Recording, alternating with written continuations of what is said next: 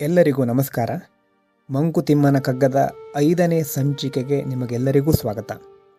ಇಂದಿನ ಕಗ್ಗ ಹೀಗಿದೆ. ದೇವರೆಂಬುದದೇನು ಕಗ್ಗತ್ತಲ ಗವಿಯೇ, ನಾವರಿಯಲಾರದೆಲ್ಲದರ ಒಟ್ಟು ಹೆಸರೇ, ಕಾವನೋರ್ವ ನಿರಲ್ಕೆ ಜಗದ ಕತೆ ಏಕಿಂತು, ಸಾವು ಹುಟ್ಟುಗಳೇನು ಮಂಕುತಿಮ್ಮ. ಹಿಂದಿನ ಕಗ್ಗದಲ್ಲಿ ಜೀವನದ ಕುರಿತು ಹಲವಾರು ಪ್ರಶ್ನೆಗಳನ್ನು ನೋಡಿದ್ದೇವೆ. ಈ ಕಗ್ಗದಲ್ಲಿ ದೇವರ ಕುರಿತಾದ ಪ್ರಶ್ನೆಗಳನ್ನು ಡಿ.ವಿ.ಜಿಯವರು ನಮ್ಮ ಮುಂದೆ ಇಡ್ತಾ ಇದ್ದಾರೆ. ಹಿಂದಿನ ಕಗ್ಗದ ರೀತಿಯಲ್ಲೇ ಇಲ್ಲೂ ಅವರು ಯಾವ ಉತ್ತರವನ್ನು ನೀಡಿಲ್ಲ, ಅದನ್ನು ಓದುವವರ ಚಿಂತನೆಗೆ ಬಿಟ್ಟಿದ್ದಾರೆ. ಅವರ ಪ್ರಶ್ನೆಗಳು ಹೀಗಿದೆ. ದೇವರು ಅಂದ್ರೇನು? ಅದೇನು ಯಾರೂ ಹೊಕ್ಕಲಾರದ, ಹೊಕ್ಕಿದರೂ ಹೊರಬರಲು ದಾರಿ ಕಾಣದಂತಹ ಕಗ್ಗತ್ತಲ ಗುಹೆಯ, ಅಥವಾ ನಮಗೆ ಏನೂ ಗೊತ್ತಿಲ್ಲ ಎಂಬುದನ್ನು ಒಪ್ಪಿಕೊಳ್ಳದೆ ಎಲ್ಲ ಗೊತ್ತಿದೆ ಎಂದು ತೋರಿಸಿಕೊಳ್ಳಲಿಕ್ಕೆ ನಾವೇ ಕೊಟ್ಟಂತಹ ಒಂದು ಹೆಸರ? ಕುವೆಂಪು ಅವರು ತಮ್ಮ ಕವನವೊಂದರಲ್ಲಿ ಜೀವನವೆಂದರೆ ಒಂದು ಸೊನ್ನೆಯ ಒಳಗೆ 2 ಆಶ್ಚರ್ಯ ಸೂಚಕ ಚಿಹ್ನೆಗಳ ನಡುವೆ ಇರುವ ಪ್ರಶ್ನಾರ್ಥಕ ಚಿಹ್ನೆ ಅಂತ ಹೇಳಿದ್ದಾರೆ.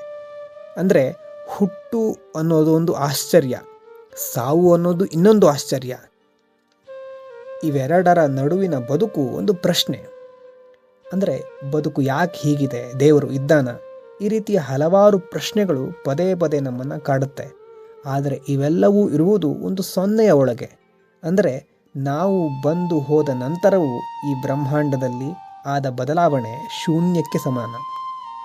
ಇದನ್ನು ಕುವೆಂಪು ಅವರು ಆ ರೀತಿ ಸಾಂಕೇತಿಸಿದ್ದಾರೆ. ಈ ಕಗ್ಗದಲ್ಲಿ ಡಿ.ವಿ.ಜಿಯವರು ದೇವರು ಅನ್ನುವುದು ನಾವು ಅರಿಯದ ಅನೇಕ ಪ್ರಶ್ನೆಗಳಿಗೆ ಉತ್ತರವಾ ಅಂತ ಕೇಳುತ್ತಾರೆ.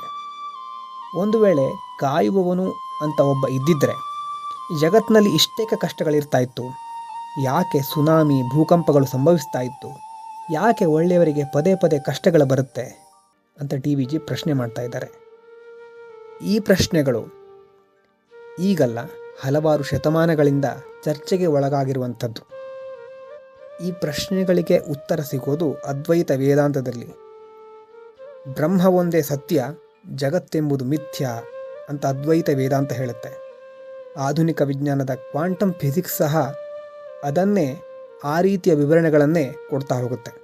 ಅದ್ವೈತ ವೇದಾಂತ ಹಾಗೂ ಈ ಬ್ರಹ್ಮವಾದಕ್ಕೆ ಸಂಬಂಧಿಸಿದ ವಿಷಯಗಳನ್ನು ಮುಂದೆ ಯಾವಾಗಲಾದರೂ ಸಮಯ ಸಿಕ್ಕಾಗ ಚರ್ಚೆ ಮಾಡೋಣ. ಆದರೆ ಒಂದು ವಿಷಯವನ್ನು ನಾವು ಗಮನಿಸಿದರೆ, ಕಷ್ಟ ಬಂದಾಗ ನನಗೆ ಮಾತ್ರ ಯಾಕೆ ಇಷ್ಟು ಕಷ್ಟ ಕೊಡ್ತಾ ಇದ್ದಾನೆ ದೇವರು ಅಂತ ಹೇಳ್ತೇವೆ. ಆದರೆ ಸುಖದಲ್ಲಿ, ಸಂತೋಷದಲ್ಲಿ ಇರುವಾಗ ನನಗೆ ಮಾತ್ರ ಯಾಕೆ ಇಷ್ಟು ಸುಖ ಕೊಟ್ಟೆ, ಅಥವಾ ಈ ಸುಖಕ್ಕೆ ನಾನು ನಿಜಕ್ಕೂ ಅರ್ಹನಾಗಿದ್ದೇನಾ ಅಂತ ಒಂದು ಸಾರಿಯೂ ನಾವು ಕೇಳ್ಕೊಳ್ಳೋದಿಲ್ಲ. ಇದರಿಂದಾಗಿ ಸಣ್ಣ ಸಣ್ಣ ಖುಷಿಯನ್ನು ನಾವು ಅನುಭವಿಸಲಿಕ್ಕೆ ಸಾಧ್ಯ ಆಗ್ತಾ ಇಲ್ಲ.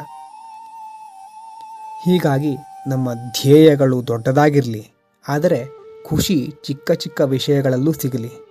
ಸುಖ ದುಃಖ ಎರಡನ್ನೂ ಸ್ವೀಕರಿಸುವ ಮನಸ್ಥಿತಿ ನಮ್ಮದಾಗಲಿ ಅಂತ ಹೇಳ್ತಾ ಇಂದಿನ ವಿಡಿಯೋವನ್ನು ಇಲ್ಲಿಗೆ ಮುಗಿಸ್ತಾ ಇದ್ದೇನೆ.